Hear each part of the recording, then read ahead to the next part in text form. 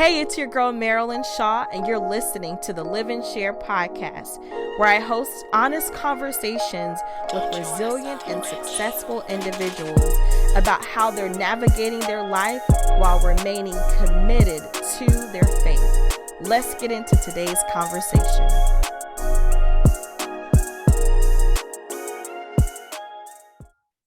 Hey, it's your girl Marilyn Shaw, and I am super excited to continue this amazing season for the Live and Share podcast. And today's special guest, I consider her legendary for stepping outside of the box and providing a product for all my Black girls and brown skinned girls out there. I have the pleasure of bringing on today Miss Shontay Lundy, who is the creator and owner of Black Girl Sunscreen. She is a self-proclaimed risk taker and creative, and she's continued to fuel her passion by traveling the world and educating women of color on the importance of wearing sunscreen. Listen, she is the only brand in Target that's actually an indie brand that focuses on sunscreen for Black women. Thank you so much, Shontay, for being with us today. How are you? I mean, I feel as good as I can. How are you? I'm doing great.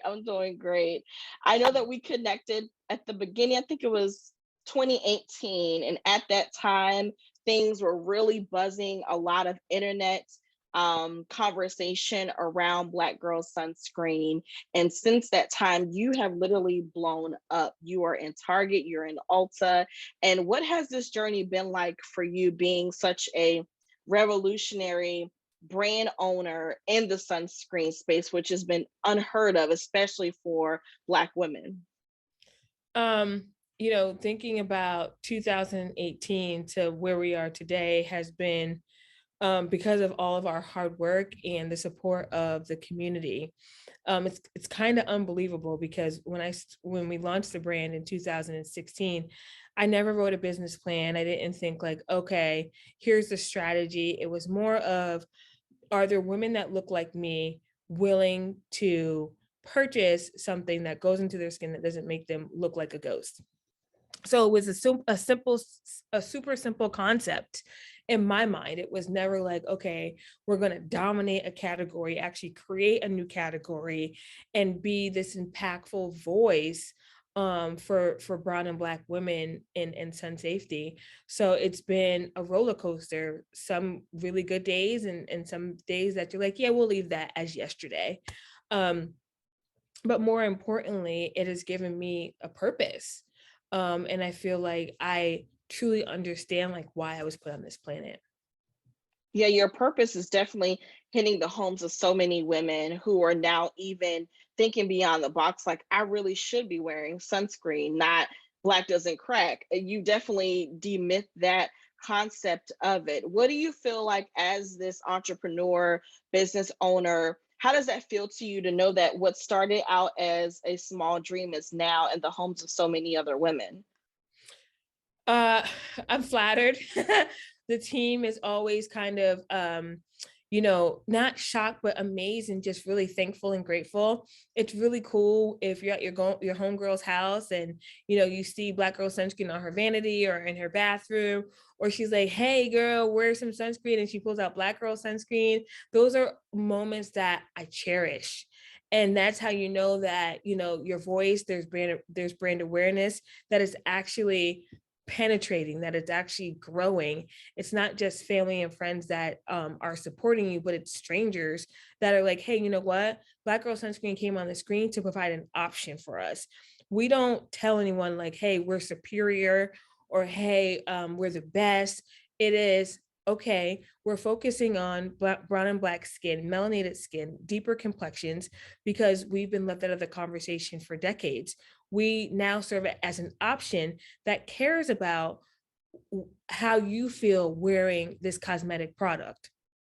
Prior to 2016, I feel like the conversation wasn't about how you felt or looked like wearing sunscreen. It was about, hey, this is so you don't get sunburn or melanoma. It doesn't matter how you look, and we don't care how you look. This is the industry speaking. And you're going to wear it. And that's what Black Girl Sunscreen has changed. I mean, now everyone's included. They're now able to feel a part of something that we didn't even realize we were excluded from. I can think about times of like, I live in Florida. So I knew, yes, you should wear sunscreen, but for most people, that is not necessarily at the top of their mind considering sunscreen as an option for their skincare. What's been the most what's kind of been the resounding tone from women that you're hearing, your team is hearing, where they're now like, oh my God, I have Black Girl Sunscreen? Because to me, it's like a brand staple, a cultural staple where people feeling like if you don't have it, where you been? Yeah, she's that it girl for sure. Right. Especially the OG, which is our Black Girl Sunscreen SPF 30, who then had a baby, and we like to call her or him BGS Kids. Make It Matte is for the face. And then most recently we launched Make It Hybrid. So the feedback on us as a brand is that, we have been able to identify with the customer because we are the consumer and we get it, right? We get it speaking from a woman of color. First thing I do when I get out of the shower in the daytime, not nighttime, is I put on moisturizer, aka lotion. We've also changed our language from lotion to moisturizer. Well, let's just say what it is. Like I get out of the shower, I put lotion on. I don't necessarily say moisturizer. I put lotion on Right, my feet, my ankles, my knees, my legs, right? right. And that's why that's what I think the consumers are saying is that they get it and they're speaking to us, and thank you for being inclusive in that respect. Thank you for making something that is just for me, that understands that, what, we come in different shades. Thank you for saying, what, yes, it's low cases in Black people that get melanoma, but we're still out here. Thank you. Although Black, we say Black don't crack, right? It does, but how do we maintain that? How do we preserve the youth? So thank you for also sharing that secret with us that hasn't been shared. So I think that the resounding message is gratefulness. We're serving as inspiration and muse for not just coming into a space of skincare or beauty, but entrepreneurship and thinking out of the box and then taking a risk that it could have fell flat on its face, to be 100% honest, right? I never knew what was going to happen. I knew that if we weren't selling on our .com or in retailers, then I would have put sunscreen in my book bag and gone to the beach and sold it tube by tube, right? Until I got my money back or broke even. So it's transitioned from one SKU to truly serving as a muse for so many individuals. Brands that would never ever think about, making a sunscreen for darker complexions, richer complexions. Now they have a sunscreen, right? We see celebrity brands coming with their SPF SKUs. So I think, if we all hold hands together, that we'll be able to change the narrative around sun safety in the Black community. I mean, you're definitely an original, the founder, trailblazer for this space. But before Black Girl Sunscreen is what it's known to be today, what was it like for you in those beginning stages, the pushing through, being innovative when the name was not out there like that? It was a lot of hard work and a lot of what do I do? And I think in life, the loudest person gets heard everywhere you go. And my strategy was, okay, we need to make noise. Now, whether that was, taking over digital platforms, whether that was being written in different publications, whether that was sending product for free to anyone, but no pressure to post or to write, but just try it. That's what we did. So in the early stages, it was more about being at the forefront, going to community events, trade shows, because how else are people going to get to know who you are and what your brand is about if you don't have that reach? And I think Right. it's important to really understand your local market before you're branching out to other markets. So for example, people will say, oh, I want to be international. Great. But like, what have you done domestically? What's your reputation here in the States? What's your Right. distribution here in America? So the strategy for Black Girl Sunscreen early on was to go to every show in South Florida, to collaborate or at least know of, other female founders in the South Florida area. Because again, I feel like holding hands, we grow stronger, because you don't know who knows who, you don't know who's going to connect you to what. And that's really what it was like 2016, 17, 18, even today. I appreciate when people connect me to people that they admire or they feel like can help and strengthen Black Girl Sunscreen or Shontay. So it wasn't, I would say there were some scary moments when you think you have like such a brilliant idea, or I thought I had such a brilliant idea. And then you're like, oh, wait, hey, somebody might have done this, but it didn't do well.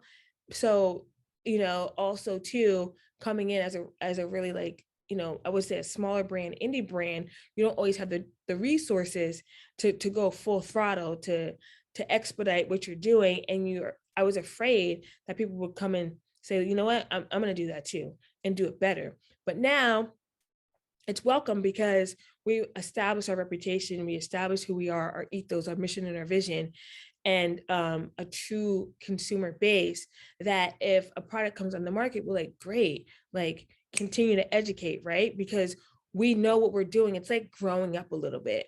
There are some insecurities when you might be in your teenage years, even early 20s. But when you know who you are, nobody can take that from you. I feel like that's a message for any beginning entrepreneur or creative, where they are in the grind, the hustle, they're seeing the vision, but that message of when you know who you are, it takes time to get to know who you are. So what was that like for you, getting to that place of knowing who you are as a CEO, as a founder? I was doing some research, figuring out like, man, you had a whole successful career in corporate America to where now you totally turn the table upside down. What was that process like, getting to know Shontay in those moments? It's been let me think about this. It's been enlightening. I think that's the best way to describe it, because there are things that I'm able to say out loud that I would never say out loud just 1 year ago. And it could be, Wow. some thoughts that I had that may be troubling thoughts, but now I've processed them and can say them to where people might not think I'm crazy, right? Mm, Or my emotional intelligence has grown, where it's kind of like, hey, you might have reacted like this 6 years ago, but Shantay's not that serious anymore. I So see. so my growth as just a woman has been tremendous through this process. I was in corporate America in my early 20s, and it's kind of like you think you know everything then, but you don't really know that much, to be 100% honest. And I was really independent. I didn't go back home after college, so I left home at the age of 17, and then after graduating college, I pursued my master's degree and then transitioned into working. So, I was paying my rent, car insurance, food, all of that in, just 21 years old, right? And you couldn't tell me nothing. I didn't have no curfew. I didn't have to check it. You know what I mean? It's a different feel Right. when you're kind of like, reporting in, if you will. And just then, I mean, I, I was a maverick. Mm, And I don't have any regrets on how I lived that life, because it set me up to who I am today. And I love the term fearless, but I'm also afraid sometimes. And I also mm. have to muster up the courage to have certain conversations, to do certain presentations and speak on certain panels. So fearless is definitely who I am, but I also recognize that I still need to have positive self-talk to get me to a place where I can be fearless. What are some of those positive self-talk moments like for you? Because I truly believe when you become an entrepreneur, it's so much bigger than just the product or service that you're offering. There's this level of mental health that you tap into that you don't realize was there when you're in a more structured setting. So for you, what are some things that you have to keep in your mind or keep the courage going for you to show up as a professional? So some of the positive self-talks I have is, so first of all, when I look in the mirror, I still see this like young 12-year-old um, who ran off the stage because I had to do a solo performance. I play the violin, and it was supposed to be a duet. Sorry about this story, but I have to like set No, it up, you're good. get it. But I play the violin since I was in second grade, and it was just two of us in the whole school that played. So for like the Christmas recital or holiday recital, we were going to do a duet. Maryland, of course, this young woman or young girl, she called out of school sick. It happened, right? People call out all the time. And my music teacher was like, okay, Shontay, you're gonna perform by yourself. And I was just like, okay. I was so nervous. I mean, sixth grade, fifth grade, whatever, in front of your whole elementary school, and all kids do is make fun of you. And I played a nerdy instrument, which was the violin anyway. So anyway, I get on the stage, start to play, totally bomb it, can't get my notes right, and I ran off the stage crying. Okay. So then at the end of the recital, um, my music teacher was like, okay, Shontay, you're gonna try it again, right? She's like, you've been doing this, you can do this in your sleep. Right? I practiced all summer, all year. You can do this in your sleep. So I went out there and I knocked it out, Marilyn. Wow. And I tell you this to say that even as an adult, right? So like at the age of 12, someone was telling me, you can do this, try it again. It doesn't matter if you make a mistake. When I look at myself today and fast forward to today, I still tell my adult self those same things. It's okay if you mess up. It's okay if you make a mistake. It's okay because things are constantly evolving and changing. And I also feel like it shows a very humble side of me because we're human, right? And I don't have it all Yes. figured out. So those are some of the things and thoughts that I have currently. Wow. That's a mouthful. That and very opening to share such a vulnerable moment because sometimes we overlook how our childhood experiences can still be areas of opportunity and growth for us as an adult. Mhm. And that reminded me of, I can think back to as you were telling your story, being in middle school, that awkward stage of life. You just don't know who you are. You see someone like, I think I look like them or be like that, and all of that. And I feel like it's so becoming of even fast forwarding to today, you created a product for someone to be seen and to be heard and to be experienced when we felt like we didn't even know we needed this. And then to hear you also say to other brands, it's okay for us to stand together and for us to, most importantly, educate the consumer about what is needed. And to know that for you now, that driving force is it's okay to make a mistake, it's okay to lean into courage and to really come out better the next time around. And for that, Shontay, thank you for sharing those words of wisdom. And as we come down to the close of this conversation, I want you to just kind of highlight for us, where is Black Girl Sunscreen going next? And what's next for you if you thought that far in advance? Listen, I said I never wrote a a business plan, right? So I don't know if I always have the answer, but strategy right now is distribution across the country. So every woman or man or child or parent that wants to get their hands on BGS's products, then they're accessible. And so you can find Black Girl Sunscreen in pretty much every Target, pretty much, all of Ulta stores, and we'll be jumping into the drug category. very soon. So you should see that within the next week or so.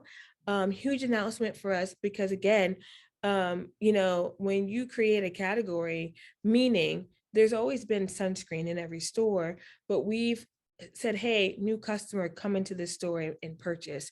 It is so exciting and so rewarding. I see Black Girl Sunscreen continuing on the path of enlightening and educating and hopefully encouraging men and women to protect their skin. And we thank you for giving us that opportunity to do so. I thank you so much for your time and Of sharing course. with us your words of wisdom. Thank And you. if you all want to get Black Girl Sunscreen in your hands, make sure you go to Target and Ulta to pick it up. And we can't wait to hear this amazing announcement. Remember, I'm your girl, Marilyn Shaw, and you're listening to the Live and Share podcast. A life worth living is worth sharing. I'll talk to you in the next episode.